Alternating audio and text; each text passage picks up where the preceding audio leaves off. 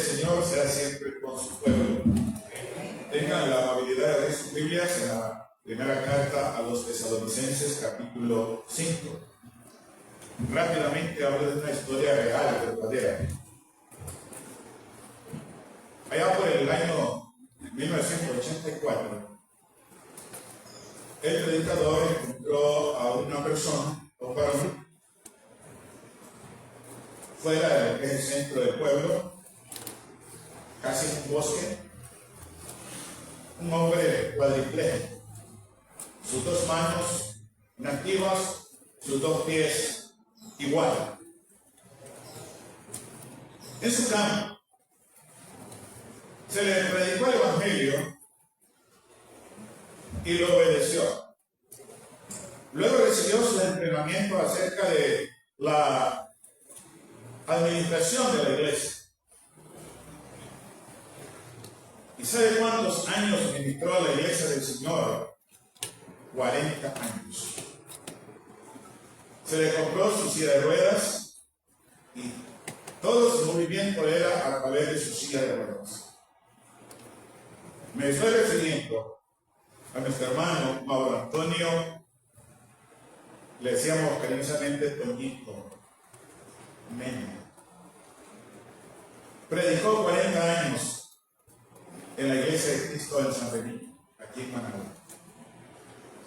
Y me pregunto, ¿cómo es posible que un hombre en ese estado pudo vivir físicamente, pudo convivir con los suyos, pudo entrenarse para el ministerio y durante 40 años ministró a la iglesia? Falleció 2 meses después. Y si usted va a la iglesia, a visitar la iglesia en San Benito, se va a dar gusto. No hay menos de 120 miembros. Un conjunto de varones ministrando la obra, los niños creciendo, los jóvenes en desarrollo y una iglesia activa. Esto me lleva a pensar por qué entonces el apóstol Pablo escribió a la iglesia en Tesalónica. Vamos allí, primera carta a los Tesalonicenses, capítulo 5, el versículo 14. Entre otras cosas, me interesa una palabra, una expresión. Y dice entonces el versículo 14, también os rogamos, hermanos, que amonestéis a los ociosos, que alentéis a los de poco ánimo, que sostengáis a los débiles, que seáis pacientes para con todos. El domingo pasado estuvimos estudiando los versículos 12 y 13. El ruego que le hace el apóstol a la iglesia en Tesalónica, de que reconozca a los que trabajan entre el pueblo, a los que presiden, a los que trabajan, a los que amonestan a la iglesia. Fue un ruego. Si usted quiere, póngale a esta lección el título, el segundo ruego. Ya hizo el uno, primero, ahora el segundo. Y el segundo ruego es, también os rogamos, igual que el ruego anterior, también se lo haga, que amonestéis a los ociosos. El término ocioso, voy a tratar de explicarlo de la mejor manera posible para comprenderlo mejor. Hay 3 palabras griegas que se traducen ocioso. Son parecidas y por ello hablo de arcos. Arcos. Esta palabra en griego quiere decir alguien en la plaza. Quiere decir también alguien entre los mercados. Particularmente se habla de aquellos que están paseándose entre los mercados, pero que ni venden ni compran, sino que van y vienen, no andan vendiendo ni andan comprando. Y entonces, ¿qué hacen? Nada. O algo más, pero no un servicio. La segunda palabra griega, agorios. Agorios. Esa palabra tiene también un sentido importante, muy importante, similar a esto. Pero también quiere decir estéril. Alguien vacío, alguien vano. Debido a una inactividad es vacío, es vano. Pero es interesante la número 3, de donde se traduce también ociosos, atactos. Esta palabra atactos dice que es no mantener el orden.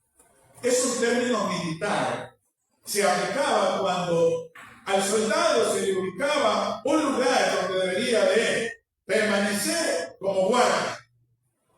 Y él no permanecía allí, sino que estaba en cualquier otra tarea, acción, pero menos en su puesto. Término militar que denotaba no mantenedor de su puesto. Recuerdo cuando Jesús dijo una vez: no me elegisteis vosotros a mí, sino que yo os elegí a ustedes, y os he puesto para que vayáis y llevéis frutos. Juan 15:16. Jesús llamaba a sus discípulos y dice: los he puesto para que ustedes lleven frutos, para que hagan algo como discípulos. Ahí lo he puesto. Una persona ociosa es la que no ocupa ese puesto de servir, sino que se dedica a cualquier otra cosa menos en el puesto. Y es ahí la lección de hoy. Entonces, amonestar al ocioso. Permítame, estimado hermano, pueblo de Dios, mi hermana, no es bueno ser ocioso. No es bueno, por favor. No es recomendable la ociosidad. No es justo. No es beneficioso para la persona ociosa, para su propia familia. No es beneficioso para Dios. No es beneficioso para la iglesia de ninguna manera. Por ello, el ruego que se le hace a la iglesia, permítame decirle, el ruego no es a los ministros. Ubique bien, la carta va dirigida a la iglesia. Y se le ruega a la iglesia directamente que amoneste al que no está en acción, al que no está en función, al que no está haciendo algo. Y voy a hablar aquí de 3 aspectos: ociosidad laboral, ociosidad doméstica y ociosidad espiritual. 3 aspectos. Comencemos entonces con las ideas bíblicas. Consecuencias de la ociosidad. No es bueno para nada la ociosidad. Son personas más consumidoras que proveedoras. Imagínense usted en un hogar donde habemos 4 miembros adultos, y de los 4 miembros adultos, uno trabaja. ¿Qué cree que va a pasar ahí? ¿Cómo cree que va a vivir esta familia? Porque uno es proveedor y 3 consumidores. El cuarto es trabajador y consumidor también, pero consume lo suyo. Sí, lo que proveyó. Comencemos con la Biblia. Tenemos nosotros en la Escritura, en Tito 1:2. Capítulo 1, versículo 2. La persona ociosa es más consumidora que proveedora. Y me interesa lo último de este versículo en el Escritura. Uno de ellos, su propio profeta, dijo, hablando de este gremio de personas ociosas, y algo más, dijo: los cretenses siempre mentirosos, malapestes. Ahora no. Glotones, ociosos. ociosos. Imagínense una persona que en realidad desayuna, almuerza, cena, y hay una aperitiva y hay una merienda al lado, y está llenándose de pan, de alimento y de sustento, pero es ociosa. Está consumiendo, pero no provee. Esto no es bueno. Y San Pablo le dice a Tito que se dé cuenta que eso ocurre y que no es correcto, que no es bueno, por varias razones. Porque si alguien es más consumidor que proveedor, tiene un gran conflicto consigo mismo y con su propia familia. Idea número 2. Ocasiona un recargo al presupuesto familiar. Una dificultad al presupuesto familiar le crea un gran conflicto. Segunda carta a los Tesalonicenses, solo sube de la primera a la segunda y leemos el versículo 11 y el versículo 12.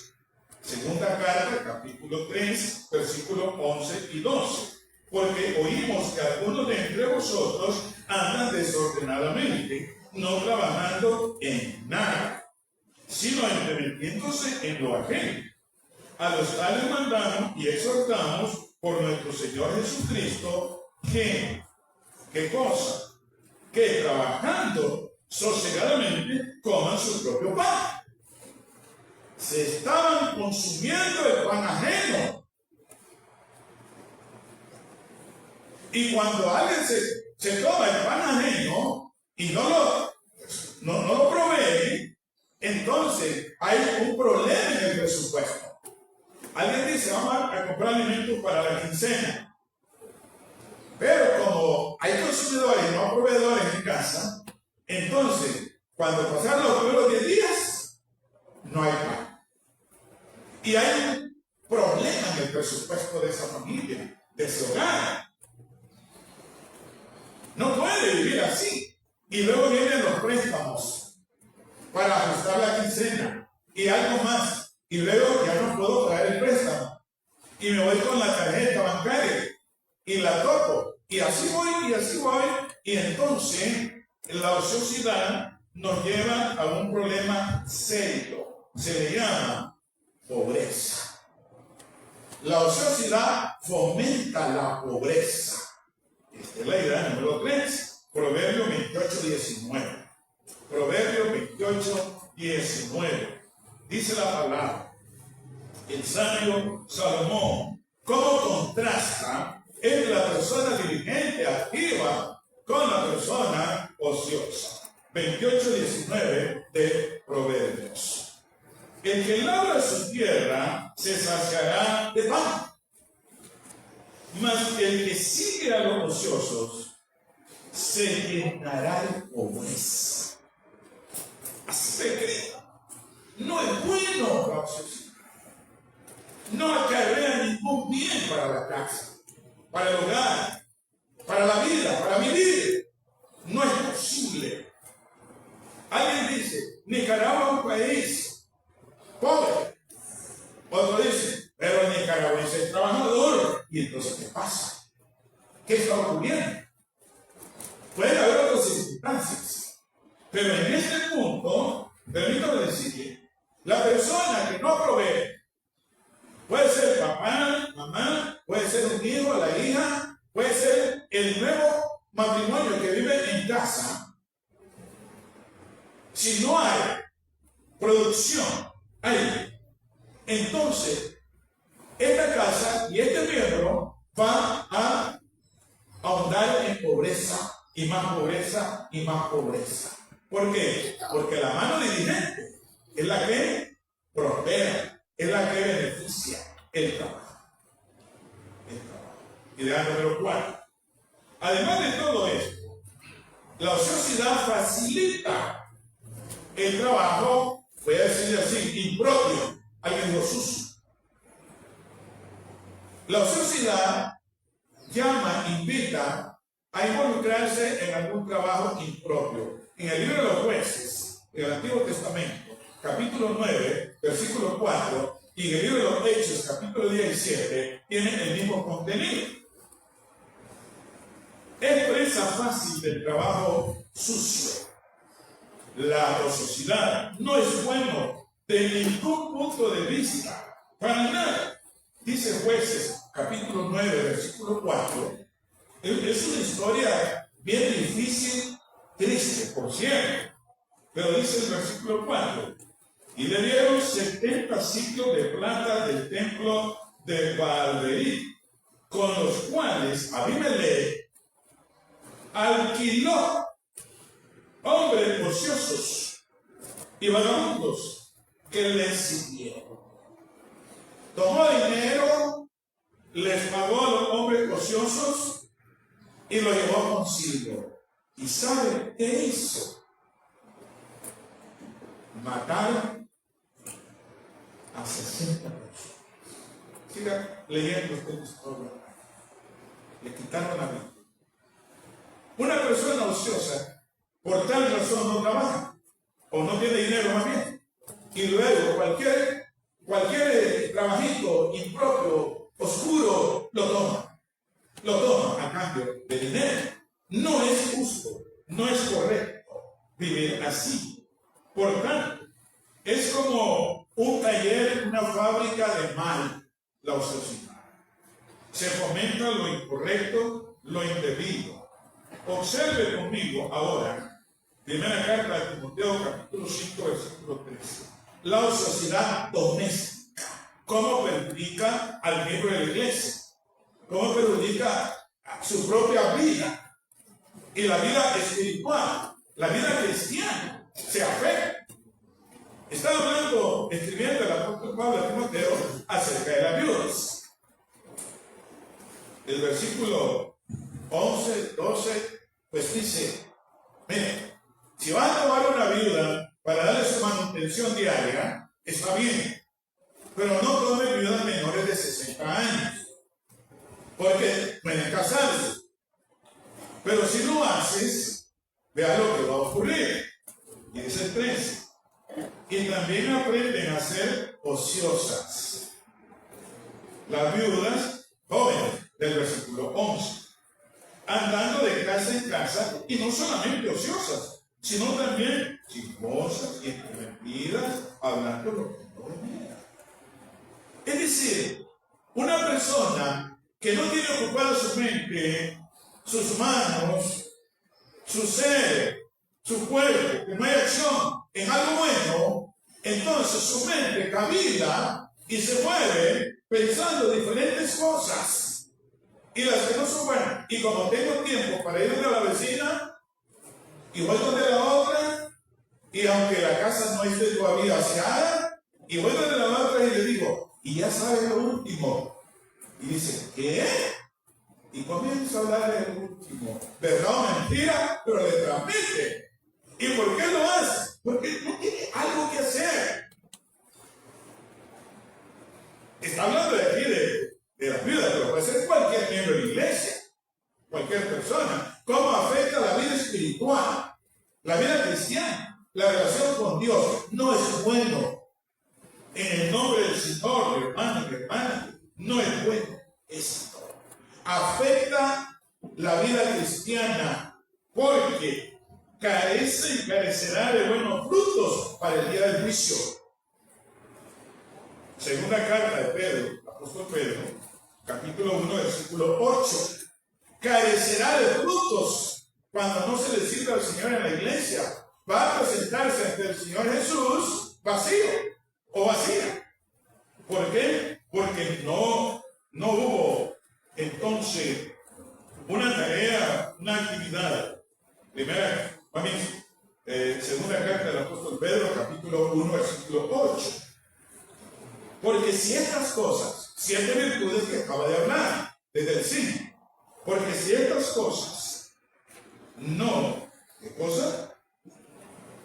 Si estas cosas están en vosotros, si están, las 7, y abundan las 7, no os dejarán estar ociosos, ni sin fruto en cuanto al conocimiento de nuestro Señor Jesucristo. Y si usted sigue leyendo, el 9 nos damos cuenta qué cosas tan importantes hay allí, tan interesantes, que podemos considerarlas, pero el que no tiene estas cosas tiene la vista muy corta, es ciego, habiendo olvidado la purificación de sus antiguos pecados. Por lo cual, hermanos, tanto más procuren ser firme vuestra vocación y elección, porque haciendo estas cosas no caeréis jamás. El otro versículo agrega: porque de esta manera os será otorgada amplia y generosa entrada en el reino eterno de nuestro Señor y Salvador Jesucristo. La persona diligente, activa en la iglesia, está dando fruto en abundancia, y cuando venga Jesús, se presenta con racimos de frutos. Y su entrada al reino eterno, dice, será amplia, sin estorbo alguno. Por ello, el apóstol Pablo escribió una segunda carta. Esta primera fue un ruego que le hizo a la iglesia. No es bueno, dice la iglesia, que los hermanos estén ociosos, laboral, domésticamente y espiritualmente. No es bueno. Y le dice que es un ruego. Pero vayan conmigo ahora a la segunda carta a los Tesalonicenses. Y de un ruego pasó a un mandato. Porque cuando las cosas no se oyen,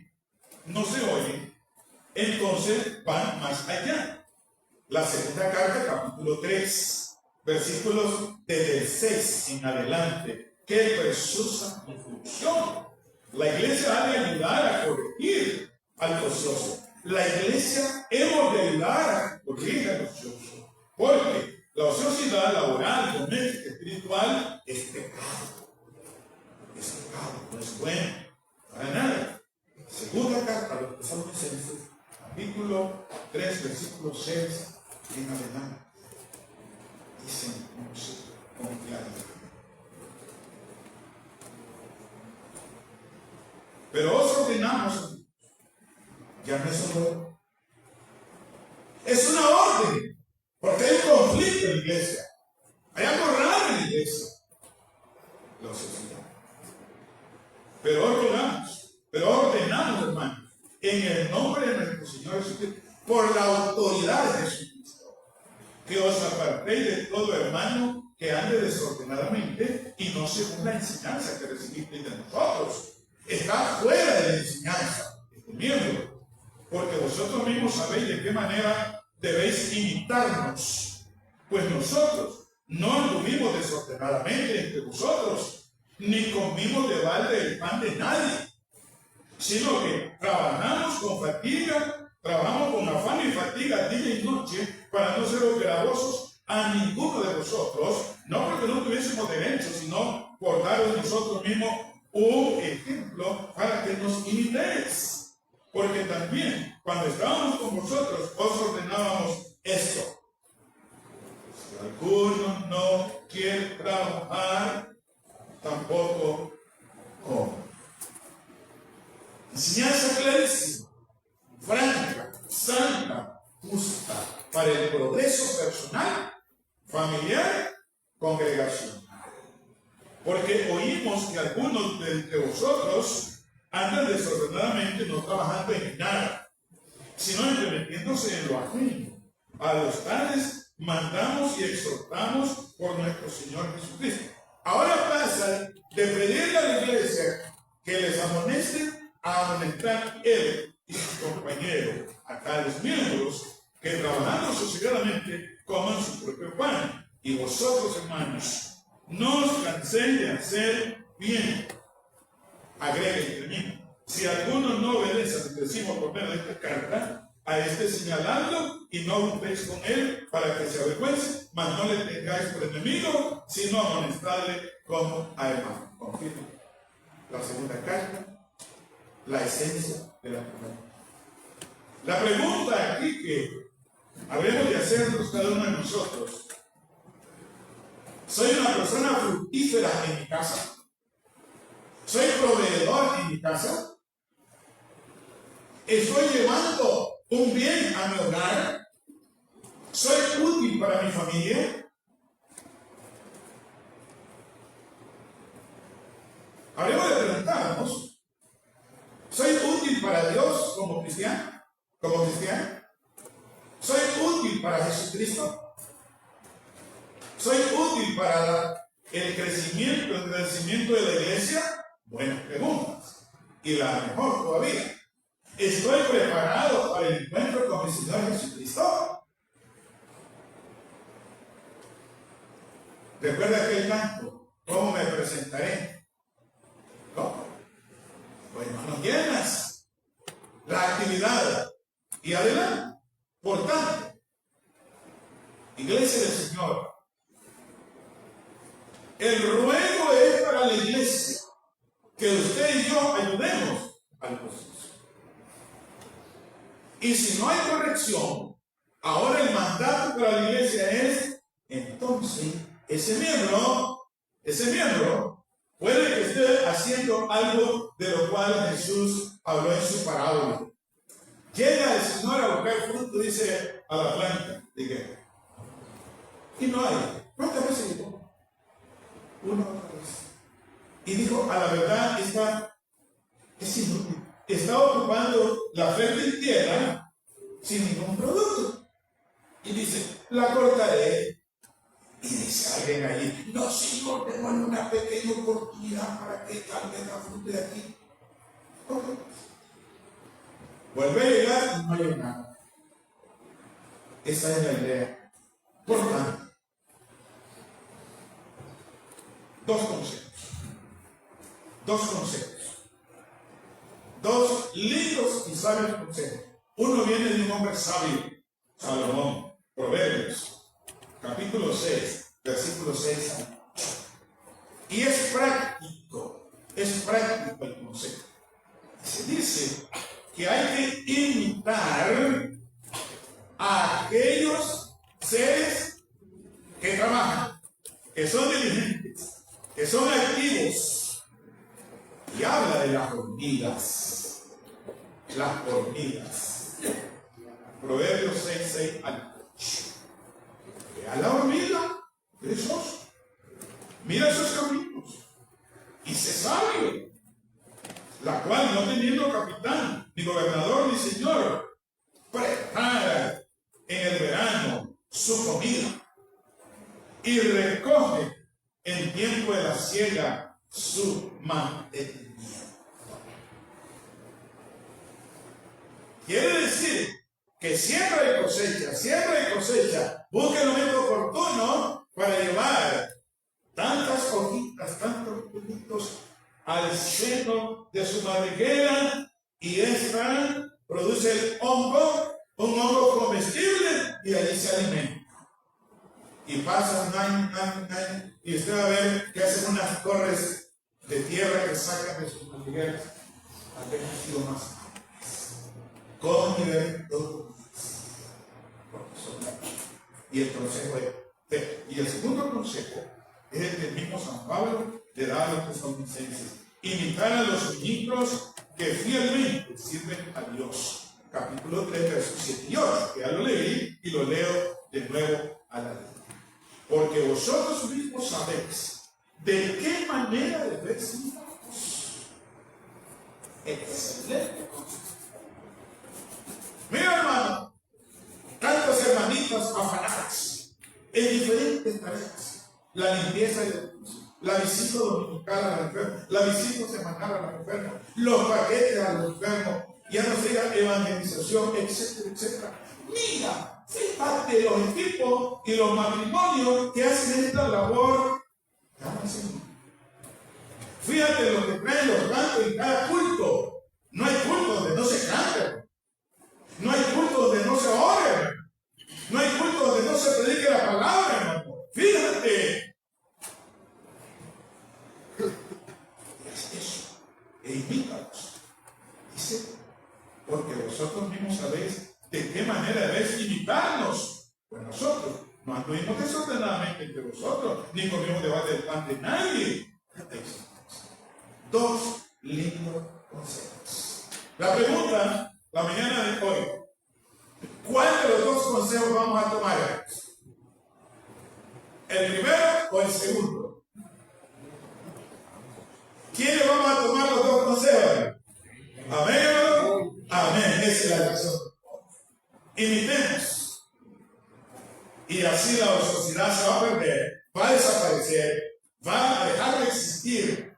Y usted va a tener una vida muy provechosa y un hogar altamente beneficioso, y vamos a tener una congregación. El Señor tendrá una iglesia altamente desarrollada, crecida y activa. Paz en Jesús. Si entre nosotros dijera algún hermano, ayúdenme a dejar mi ociosidad, no digo clarito. Digamos, vamos a orar por ustedes en este momento. Clarito. Porque eso es bueno para nosotros. Igual, Señor, me equivoqué, fallé, pero te necesito ahora, Señor. Te necesito. Eso le gusta a Dios. ¿Podemos hacer, hermano? No tenga miedo, no tenga pena, ni nada. Quiero que oren por mí. Pero si le da pena, pues en silencio hay que hacer la oración. Bueno, al menos hay un hermano que dice que oremos 2, y después 3, y pueden haber más. Oremos. Sagrado Padre nuestro, Dios Todopoderoso, muchas gracias, porque siempre tienes una instrucción para tu pueblo. Por favor, a vos, Padre, permita que esta palabra que hoy fue expuesta quede viva en nuestro sentido, en nuestros corazones. Por favor, mira a nuestros hermanos y hermanas que están de pie.